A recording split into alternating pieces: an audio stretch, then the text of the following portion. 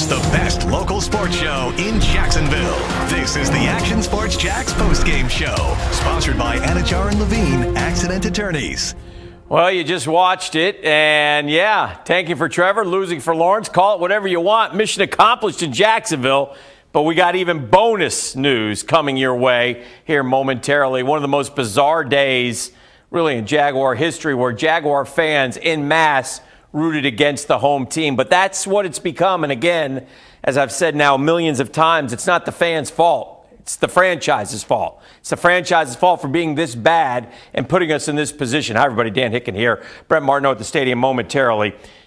The Jags have done their part. They've lost a franchise record, by the way, 14 straight football games. That's sort of the good news, in a way. Even better news, the Jets are winning. 20-16 over Cleveland. I'm monitoring it. Cleveland has a 3rd and 6 at their own 15-yard line with under 3 minutes to go. So Cleveland on their side of the field, they've got to score a touchdown. This will be interesting to see if they go for it. Under 4 minutes to go, 3:54 to go. This game is, the last couple of Jaguar games, really insignificant. Like, who cares? They lost. That's all that matters. You know, we're talking big picture now. That's what it's become, again, for this Jaguar franchise. Chicago won the game. I think it was 41-17. Does that sound right? I believe it was 41-17. But once the Bears pulled away in the second half, you start looking at everything else. You don't pay attention to the game. If we were paying attention to the game, we'd be embarrassed. We'd be angry. We'd be just all kinds of negative emotions about this franchise. But at this point, where we are openly rooting for the Jaguars to lose so we can get Trevor Lawrence, and then Shad Khan can hire a great coach and hire a great GM, like we told you a week ago. When you have control of the draft board and you have all those draft picks and you have Trevor Lawrence in your back pocket, well, it allows you to go get the best GM and the best coach. It's the most attractive job in the NFL, one that maybe even Urban Meyer is considering. I don't know if you want him or not. I don't necessarily want Urban Meyer. Gosh, I like that defensive coordinator out in San Francisco. He used to coach here. He looked pretty good. But anyway, final score 41-17. We're going to talk to Brett. Do we have Brett? All right, well, let's pop him up. Where is he? There he is. Oh, he's got his little Action Sports Jax blazer on. He's monitoring the game like I'm monitoring the game. Looks like, what do we got, Brett? We got some updates. What do you got? We got a fumble by Baker Mayfield. A fumble by Baker Mayfield. And the Jets have the football at the Cleveland 15 with 3 minutes to go. Up 20-16. The Jacksonville Jaguars are 3 minutes away from clinching the first overall pick in the 2021 NFL Draft. Up by 4 now for the Jets. Second down on the 15-yard line. So at the very least, you would think they maybe kick a field goal and force, at worst, a tie. But big Baker Mayfield fumble moments ago. Very loud over in that corner of the end zone for Allen Robinson, who just walked off the field and into the tunnel, the visiting tunnel. Of course, former Jags player. A lot of Bears fans here and a lot of Jags fans that were rooting for Chicago here today at the bank. And I just took a picture, Dan, of the stadium. They've got the schedule out for 2021. I don't know if you want to go over that with Trevor Lawrence at quarterback and what that might look like. But the feel, at least when you take a picture of that and you see this stadium for the last time here in 2020. Go ahead, Stuart, show the schedule. At least you get the sense now, with all the excitement about the possibility of Trevor Lawrence, it's almost like I can't wait to be here next year, Dan. This year has been a bummer. This year has been the pandemic. All the fans couldn't come anyway. It's been just a strange season. It's been a strange last week or so around here, with the idea that people want the Jags to lose because that will help the future of this franchise. But now, as you see 2021 up on that video board, you don't even care about the score of today's game, and you start looking ahead and you're like, wow, what could it look like with Trevor Lawrence in a Jacksonville Jaguars uniform? Where is this organization headed? Where is this franchise going to be next year, 2 years, 5 years down the road if they do land that quarterback from Clemson and out of Cartersville, Georgia? So I think those are the thoughts that's entering a lot of people's mind after what's been, quite frankly, a miserable dozen years here in Jacksonville outside of 2017. Yeah, Brent. Listen, we better get good in a hurry because that's the NFC West on that schedule, which I don't really particularly like. Let me update you. 3rd and 4 at the Cleveland 11 is what I have with 3:03. So the Browns must be using their timeouts. 3rd and 4 at the Cleveland 11 for the Jets. 3:03 to go. Jets up 20-16. It was an odd game, Brent, and really weird. You said a lot of Bears fans were there. There might have been some Jag fans dressed as Bears fans as well.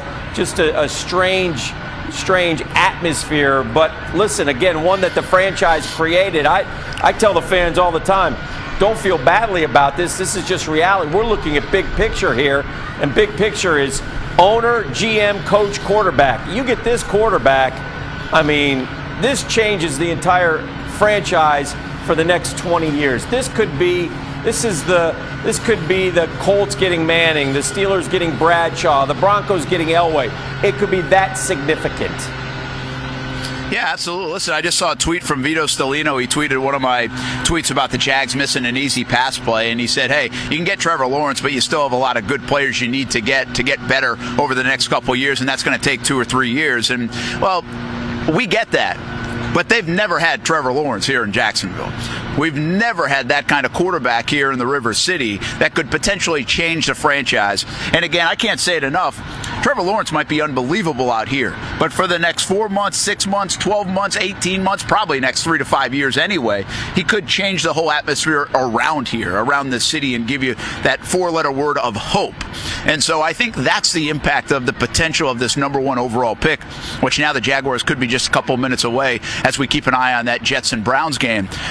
It's bigger than football when a guy like that comes to your organization, and especially a team like this and a franchise like this and a city like this that absolutely loves its football and wants to give the Jags organization a big hug and just has been unable to do so because of their record. So listen, you get the quarterback, you figure that out, you put your name in the dance, because there are a lot of teams right now that have quarterbacks that like their quarterbacks in their own division. You have Deshaun Watson. Right now you have a Ryan Tannehill who's playing really good football. We'll see what the Colts do beyond Phillip Rivers, but you're just trying to keep pace with those guys. The Jags have been unable to do that at the quarterback spot, really in the history of the franchise, because of Peyton Manning and Andrew Luck and Deshaun Watson, and now they might be able to do that. And if you can get the quarterback locked in this sport, well, then you have obviously a chance to fill up the other gaps, and you can make your team better in a hurry if you have the quarterback spot locked up. So there's a lot to like. Field goal good, Stuart. Field goal good for the Cleveland, for the New York Jets. So yep. 23-16, Dan, where at least we'll get overtime in New York with about 3 minutes to go. And the great news there, by the way, is Doug Marrone is taking the podium, so we'll get to him momentarily, Brent. But the great news with that is Cleveland has no receivers today. They've really struggled offensively, so they've got all kinds of problems. And this Jets defense has played hard the last couple of weeks since they got rid of that crazy Greg Williams. So there's no guarantee here with under 3 to go that Cleveland will be able to get down the field and score a touchdown. We'll also update the Colts Steelers in a minute. But do we have Marrone? Are we going to take Marrone? Okay, let's listen in, Brent. We'll come back to you in a second, but let's listen in. Doug Marrone, Jaguar set a franchise record 14 straight losses. I guess all right. Considering the record of the team, is the immediate need at the defensive line, the secondary linebacker, or offensive line? I think that's a question for the general manager and after the season, honestly. I mean, I can't. You know, I'm trying to win football games with the guys that we have. So that's my job. That's what I'm working on. I can't really give you a need or anything like that. That's not my role. Okay. All right. Thank you, Alex. Thanks, Alex. Let's go to Mike DiRocco and then Mark Long. Always D-Rock. Always D-Rock first. I mean, that's favoritism. Well, it really is. God, Mark, your face is all red from that mask. I'm sorry, D-Rock. Go ahead. No. We can keep insulting Mark. That's all right. No, I'm not insulting him. I'm just pointing something out. Can you break down what you saw out of Mike today? And if any point you thought of going to Gardner?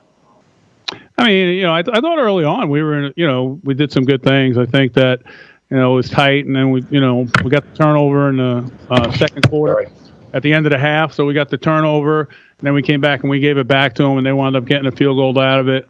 But I thought we were making some throws there.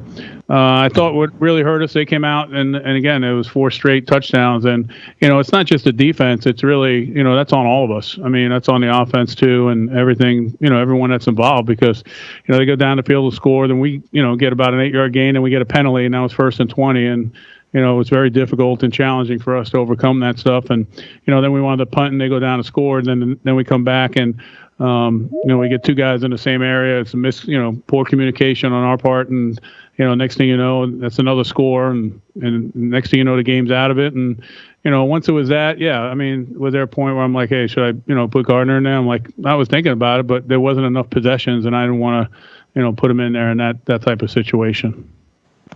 And what about Dare today, subbing for James Robinson the day he had? I thought he did a nice job. He really did. I thought that, he had about, 12 to 15 carries. I thought he averaged about 5 yards a carry. He had a nice 25-yard run. He was running hard. I think, it would have been nice to see if the game was close and, now all of a sudden he's at 20 to 25, how he does there. But, I thought he did a nice job going in there. Thank you. You're welcome. Thanks. Let's go to Mark and then Gene. Doug, you have a pretty good handle on your team. Did you feel like this was coming today, or did you think you guys would play well did you anticipate anything like this?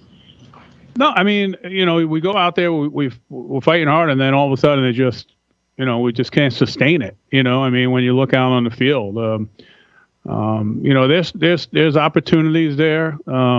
There's a 3rd down play, there's a 4th down play where, all of a sudden now that breaks that momentum, and, we can get the ball around the 30-something yard line and go, and, they throw it to A-Rob and he gets the 1st down and it keeps the chains moving. And, they did a good job of keeping the chains moving most of the day. I think they had a bunch of 1st downs. They were able to make some big plays. They were able to get behind us. We had some, 2 pass interference calls, that gave them some big yards, and we gave up some big plays. So, we could fight for so long, and then, we just got to continue and try to get, 60 minutes out of it. We got one more game left. And like I told the team, I told them after the game, I said, hey, 2020 has been shitty. We all know that. I said, but hey, the way I look at it is, we've got ourselves a game, and, starting in 2021. So, let's make this change. Let's just change this thing. And, I think these guys, they care about each other. In the locker room, they're consoling each other. It's difficult. But again, you're not getting a lot of, people pointing fingers. You're not getting people that want to take themselves out of the game. You're getting guys that are, going in there and trying. It's not making plays, and at the end of the day, we're not playing well enough, and that's on all of us. Thanks, Mark. All right, let's go over to Gene for the last question. Hey, Doug, could you just talk about whether you even noticed it at all? But obviously, there was a lot of cheering in the stands when the Bears scored touchdowns, and it wasn't just Bears fans that were cheering. How tough was that, or was that something you even paid much attention to? No, I don't really think about it. I think, in this time, the time that we're in right now, with COVID, and a lot of these fans, don't get a chance to see, their team play. And you got an opportunity to come to what I believe is probably one of the greatest cities, to enjoy. You got beaches, you got a river, you got, it's I really love this town. So it's a great town. And, shoot, if I was a fan for another team and I couldn't, if I have a choice of going to a game in cold weather or coming down here to Jacksonville and watch my team play, I think those things are happening. And I think they're probably happening for, a lot of these teams that are, letting people into their stadium. So I don't look at it as anything, negative or distracting for us. Our focus is on the field and trying to win football games. But, I don't. That's fine. I think this year with COVID, there's we've seen that, and I think you would expect that. Keeper. At least Thank I do. you. Yeah. All right. That's Doug Marrone. I'm watching the Browns and the Jets. It's 4th down. Are they going to give it to Baker Mayfield? He just kept it on 4th and 1. He looks like he got a pretty good spot. I think he's going to have it. Boy, it's close. Oh, we're gonna measure that. Let's see what happens here. The Jets are saying no, sir, no, sir. I don't know where the sticks are, so it's hard to say exactly where they're marking the ball. Let's bring Brent back in right now. Ref is saying something. This is happening right in front of my eyes. This is it. Listen. That press conference was, it's just tough. I mean, who cares what happened in the game? Really, Gene Fredette's last question was all that mattered. I think they're saying they stopped him. I don't know. I can't tell. It looks like they may have stopped him, or there was something going on here. It looks like it may be. I don't want to get premature here, Brent Martineau. It may be the Jets. I'll tell you in a second. I'll tell you in a second because I'll hear a roar underneath the stadium. Yes. And I just heard a roar underneath the stadium. There are a bunch of Jags fans. There are a bunch of Jags fans watching it. He didn't make it. The Jets just won the game, I think. Well, they got one timeout in about a minute to go, so you can take 3 knees and it's over, and the Jets are going to win, and the Jaguars are going to have the #1 pick in the draft unless the Jets do something like, the Herm Edwards-Larry Zonka deal. Just take a knee, Sam. Take a knee.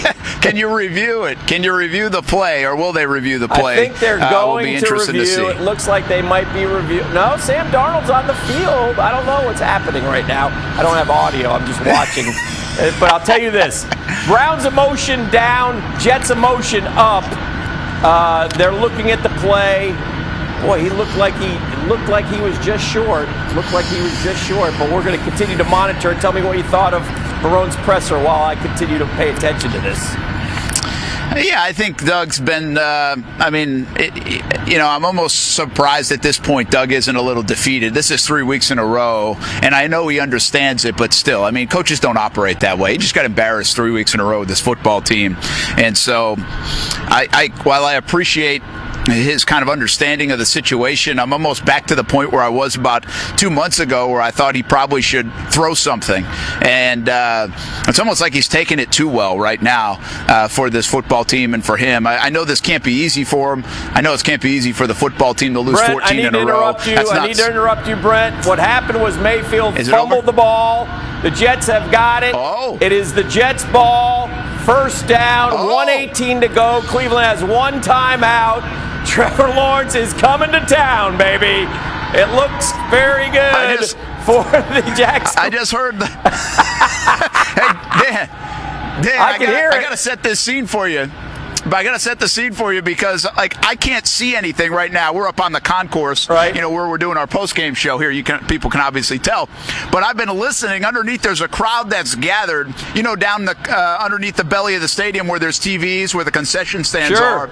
And they're watching the game. Jags fans are watching the game. And every time something good happens, I can hear this roar. So, that's where we're at right now. Isn't that pretty wild that we're sitting here after another drubbing of the Jacksonville Jaguars, and there are Jags fans down below about 25 feet underneath us, and they are cheering the Jets on to victory because it looks like Trevor Lawrence could potentially be coming to Jacksonville. It's unbelievable. Okay, Cleveland used their timeout, so it's 2nd and 11 for the Jets. There's 1:16 to go. We'll count this down together. Sam has done a nice job of taking the snap and going to a knee. We've cut to Baker Mayfield, who looks disconsolate on the sidelines. 105, 104, 103. You're darn right it's going to be a happy holiday. Start buying those Lawrence jerseys, baby. The New York Jets are going to beat the Cleveland Browns, and the Jacksonville Jaguars are going to have the first pick of the 2021 NFL Draft, in which they will select Trevor Lawrence. There's 42 seconds, 40 seconds, 3rd and 12. We're waiting. We're taking a knee, and that will do it. It's over. The Jets have won 2 straight. They are 2-13. The Browns fall to 10-5. I don't know what that does with their playoff hopes with Baltimore winning. This thing is going to get dicey, but that I don't care about. I only care about one thing. With the Jaguars are on the clock. They're on the clock, Brent. We're on the clock. They are. Pick them now. We pick them now. They are on the clock. It's unbelievable. Again, a surreal scene here just to describe it to you. I mean, the Jets trying to hang on. They were up 20-3 in that game. Jags were 10-10 in this game. And then obviously the Bears throttled them. And now underneath this stadium, an eruption of Jags fans who have gathered to watch that bonus coverage on TV of the Jets beating the Browns. And by the way, that game was very important for the Browns. The Jets, Dan, I think it's how about how fortunate the Jags have been over the last 8 days. I mean, you talk about a franchise that has not had a lot of breaks in its history. What a big break in the last 8 days. First of all, they get the Jets to beat the Rams. I mean, what an upset that was. The Rams are playing really good football. Jags obviously keep losing. They lost their 13th in a row.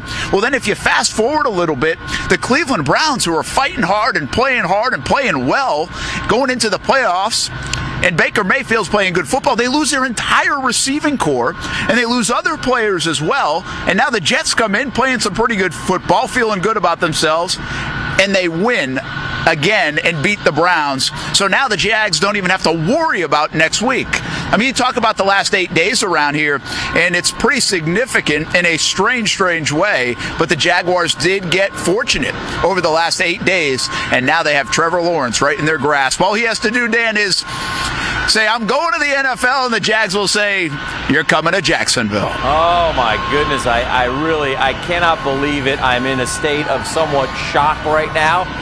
The Jacksonville Jaguars are on the clock. They control the board. They can hire the best GM candidate out there. They can get the best coach. They should be lining up and calling Jacksonville, FLA right now to come here. The Jaguars have the first pick in the 2021 NFL Draft. You're right. It has been an unbelievable 8 days, and now we can even go back to normal and root for the Jags to sweep the Colts, who suddenly are out of the playoff picture. Who had a terrible loss, too, Dan. I mean, just an awful loss by the Indianapolis Colts. They were up 24-7, and now the Jags have a chance to end their season as well, potentially, and they always have Indy's number. But the big story, Trevor Lawrence, Dan, we sang it on Monday. Trevor Lawrence is indeed coming to town. Yeah, they did. They done us proud, man. Congratulations to the Jaguars. It was hard. It was rough, Brent. We took a lot of gut punches week after week after week, but we had the goal in sight. I kept telling people, don't worry, the Jets will find a way. The Jets will find a way. And they finally found a way. They beat the Rams and the Browns back-to-back. Hell, keep Adam Gase, keep Sam Darnold, do whatever you want. I don't care, because we get Trevor Lawrence. Well, we get offensive linemen. Now we got to get tight ends and receivers, and we got to go, baby. We got to take off and run with this franchise, and we have a chance finally to do something positively. I said this earlier, with all due respect, I think Trevor Lawrence right now is the second best quarterback the Jaguars will ever have, and he should be the best quarterback the Jaguars have ever had by about week 4 of next year. Yeah, that's right. We have lofty expectations. Rookie of the Year, Lombardi trophies, MVP, Trevor versus Mahomes in the AFC Championship for the next 10 years, Brent.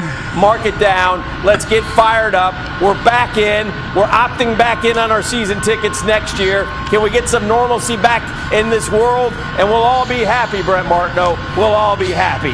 Hey, Dan, I've got an idea. While they build up Lot J or Trevor Town and they redo the stadium some 5 years down the road, we should at least give a home game to Cartersville, Georgia.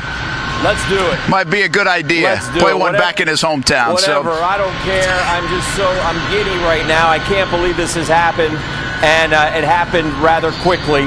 So congratulations. Go ahead and win a game next week. I don't care. You got the pick, baby. It's all good. You want to wrap this up? And I mean, I missed Glennon. Yeah. I was too busy watching the Jets and the Browns. Minshew, Glennon next week, whatever. It probably doesn't matter. It doesn't matter at all. It looks like Trevor Lawrence in 2021 for the Jags. Dan, I do want to bring this up. You mentioned it. Urban Meyer reports. Yes. And, I think that is a hot thing. I think Meyer has sincere interest in the NFL. Obviously there have been numerous reports now the last couple of weeks. It makes a lot of sense. If you're Urban Meyer, you want to go to a situation where you can succeed. Well, this is a situation where you can really have it your way with everything in your hands now, including a franchise quarterback. I mean, it's a perfect situation for any coach and GM. You really can't ask for a better situation. The only thing you can say is it's not New York, or it's not Chicago, or it's not LA if you love a big market team. That's the only thing. This is a beautiful job, an attractive job for GM and head coach.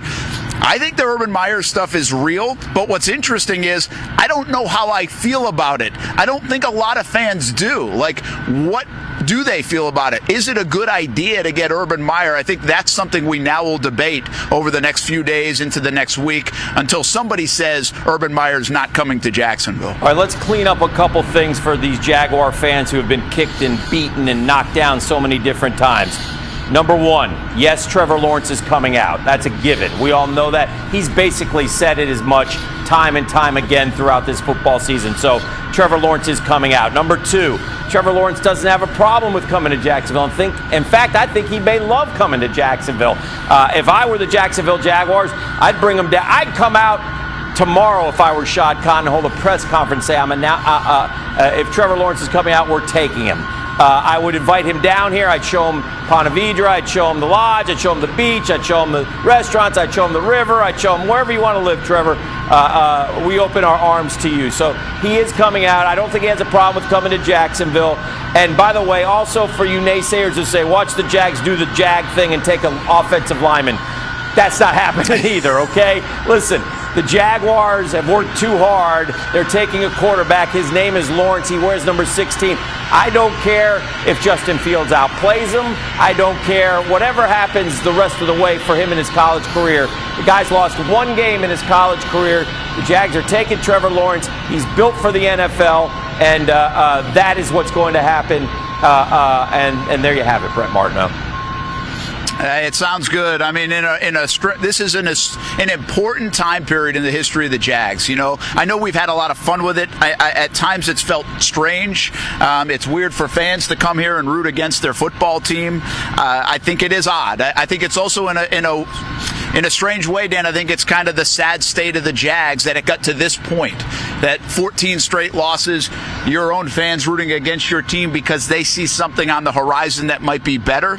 It's just the nature of it, but it got that bad in Jacksonville 3 years removed from 10 minutes away from the Super Bowl with this franchise. So that's the state of the franchise. But now you flip it forward, and all those negative vibes and negative conversations and negative everything can at least turn to some hope and positivity going forward. And I think it's important to tell folks, why are you guys so excited about this? Why are people talking about this? Because this could be a significant game changer in the history of this franchise. That's it. We'll see if it is. But at least for now, you can kind of hope and dream that it might be. And Shad Khan can now do the same. All right, Brett Martineau, well done. Brenna TIAA Bankfield will be back tonight on Action Sports Jax Prime Time. We do it at 10:30 and at 11:30. Before we go, do we have the Oh, is that what you want to end it with? All right. That's fine. I was going to see if we had the South standings and the other things, but yeah, pop those up real quick before we get out of here, and we'll show folks just to make it official. That 1-14 is beautiful, and the Colts have lost. The Titans are at the Packers. Lots of snow at Lambeau, which, by the way, could be Derrick Henry time. And I guess Houston lost to the Bengals. Woo! Show me the playoff, ma'am. The playoff graphic. We'll get that up as well, and we'll show you that. Kind of bring everybody up to date on who's where and what. I'll update it verbally. That's fine. I have no problem updating it verbally. That's what I'm here for. I'm a verbal updater, ladies and gentlemen. So there you see it. And, okay, Green Bay, New Orleans is already clinched. Seattle will play the Rams. The Washington football team has Carolina. Tampa Bay is in. And there you have it. By the way, Chicago now at 8-7 has replaced Arizona in the 7th spot. So that's happening in the NFC. The AFC, Kansas City won a very close game with Atlanta. It's hard to criticize a Chiefs team, but they don't seem like they're in stride right now. A 17-14, what an odd game. Buffalo looks really good. Pittsburgh finally found a way to win. So that means Indianapolis, by the way, is now in the hunt, and Baltimore has replaced Indianapolis. So things to watch for. Trevor Lawrence is coming to town. Take it away. Dan and Brent. Thanks for watching. We'll see you tonight. All right, Jag fans. Hope you've been behaving this year. Could be something really, really good under that tree for you. So get ready. You better not win. In fact, you must lose. When Chicago comes to town, we need some old Jaguar blues because Trevor Lawrence is coming to town. Trevor Lawrence is coming to town. Trevor Lawrence is coming to town. He's on our list, don't even check it twice. Just make sure you lose, the quarterback will be nice, Trevor Lawrence is coming to town. Trevor Lawrence is coming to town. Take it to break, big man!